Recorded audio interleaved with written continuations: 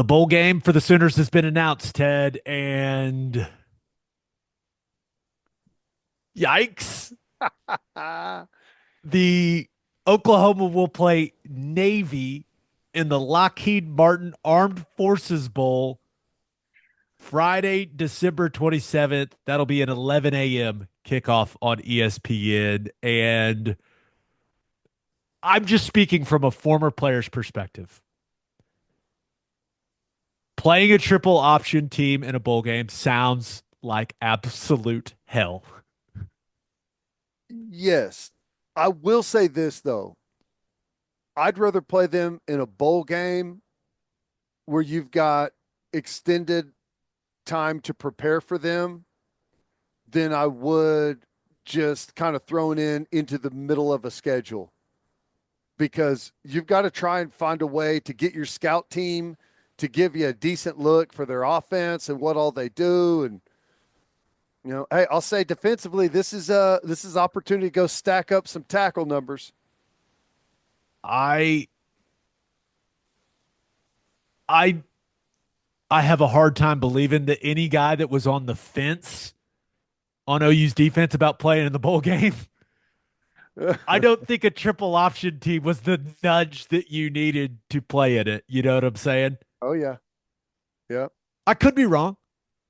I could be wrong. Hey, maybe Danny Stutzman looks at it and goes, I'm going to go out with a 25 tackle game. Let's do it. But that just, that doesn't seem that likely, right? I mean, that is, if you're a defensive guy on the fence for Oklahoma, you're looking at it going, maybe I should probably just start preparing for the Senior Bowl, the Shrine Game, the Combine, whatever, instead yeah, of preparing for the triple option. yeah. It is it's an interesting preparation. Your pass rushers up front are guys that are going to be the most like if you're a linebacker, these games are fun to play in, man. It's you're going to have a super busy day in the run game, not a whole lot of pass stuff going on, but for the secondary and your rush guys, not the most fun. Navy went 8-3. They had a very, very lopsided loss to Notre Dame. They got beat 51-14 in that game. The next week, they went to Rice and got beat, which was a surprising result. And then Tulane beat them 35 to nothing a couple weeks ago. So I think one of the most important things to remember is Navy has a game this week. Yeah, Army Navy. They play Army this week, so we're all super interested in that game anyways, and now I will be paying extra attention to that one, Ted, and we'll see. Blake Horvath is he is Navy's best player. He's the guy that makes everything go offensively, and he missed like he's been banged up. I believe their last game, Braxton Woodson was the guy at quarterback for that entire East Carolina game. So clearly we'll have an eye on if Horvath is gonna be in the mix for this bowl game or not. But yeah, what an interesting matchup. At least it's close. At least it's in Fort Worth. Yeah, it's close. It's an interesting preparation. Curious to see what our football, like our final roster, looks like going into this thing. Um, I don't know how accurate this is, but just some quick little addition and subtraction. Navy 506 rushes this year offensively to just 157 passes. So, I mean, you're going to see a big dose of the run. And I guess to anyone worried about the 11 a.m. kick, at least it'll probably be over quickly. This will be a very short game. Should be a short game. You think about the situation for OU's offense. It could be two triple option teams playing each other, basically. Yep. Now I'm excited to see what the offense looks like with Michael Hawkins at quarterback for this game. I mean, it's going to be fun to watch that guy, but OU has been, you start thinking about what this could look like offensively for OU. Bauer Sharp is reportedly in the portal. For the vast majority of the season, we've been an 11 personnel team with Bauer Sharp on on the field as the tight end. We've seen some 12 personnel with Jake Roberts coming in. So does Jake Roberts become the 11 personnel guy? And then is Caden Helms the 12 personnel guy? How does Cade McIntyre factor in?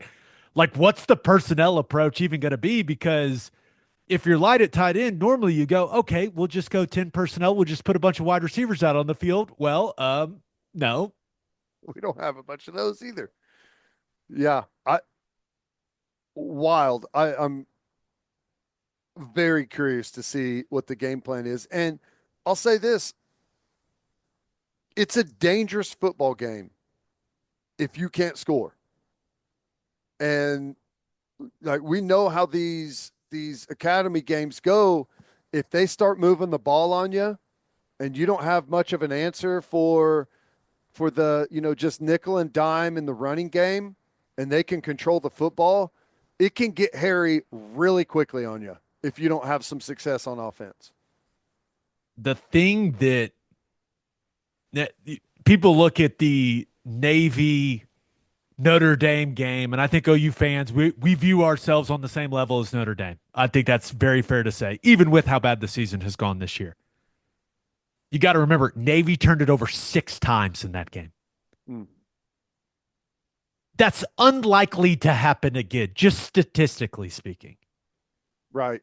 So you better be ready to strap up and be ready for a 4-quarter fight. That's right. And, I mean, I just look at, and I think Army is a level better than Navy, but you just look at what Army did to Tulane. That's a good Tulane football team. And they just beat their ass. Like that's what I'm saying. If they start moving the ball on you, forget about it. It's over. I I do think there's going to be some guys on the defense that don't play, but I feel good about the guys that are going to step into those spots. Like if Stutzman doesn't play, I feel good about Kobe McKenzie and Kip Lewis at inside backer. Yep. Like if Billy This is the Bowman, Kobe McKenzie game. yeah, it is absolutely a Kobe McKenzie game. And if Billy Bowman decides not to play in the secondary, I feel really good about Peyton Bowen and RSJ at the safety spots. Yep. So I'm not overly concerned about the defense. Clearly, not going to be a ton of fun prepared for the triple option. This just in, you got to stop the run. That's going to be the key to this one. But offensively is where I'm more interested in what this thing's going to look like. Yeah. Yeah, it's going to be interesting to see, like, just to predict what the final version of our roster looks like. Like, forget what the game plan is going to be. I'm just talking about what are the 11 guys that you're going to have on the field. What's it going to look like? December 27th, 11 a.m., OU versus Navy in the Lockheed Martin Armed Forces Bowl. Got a feel that everyone watching is going to be cheering for Navy in the Armed Forces Bowl. Just a guess. Yeah. Yep. See And if they can get it's an at upset. TCU's. It's at Amanji Carter Stadium, so it's at TCU's stadium. Yep. Easy trip for OU fans. I would assume there's going to be a lot of crimson and cream in the crowd. So many OU fans live in that area, anyways. So I would expect a strong showing from Sooner Nation because of how convenient it is to get there for us. Convenient, easy to get to.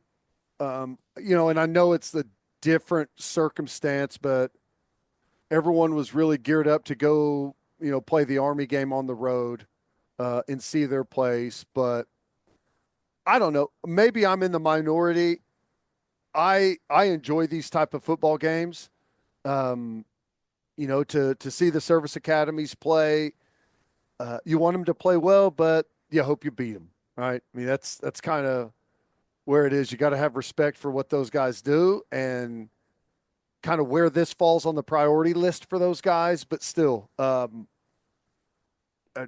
think it's going to be a very interesting matchup for Oklahoma.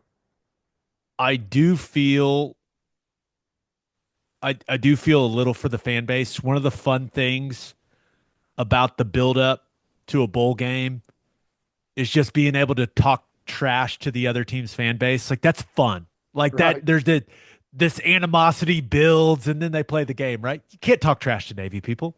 Nope. Serving the country. Can't talk trash to Navy fans. And there's going to be a lot of like this doesn't really happen with any other matchup. You've got dual loyalty fans, right?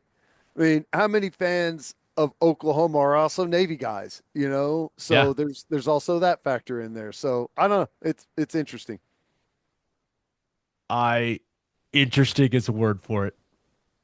Can't wait to break this one down. I can't we will preview it just like we preview all of the other games the week of the game. But there's a lot that's going to happen between now and then for OU Oh yeah. football. Oh yeah.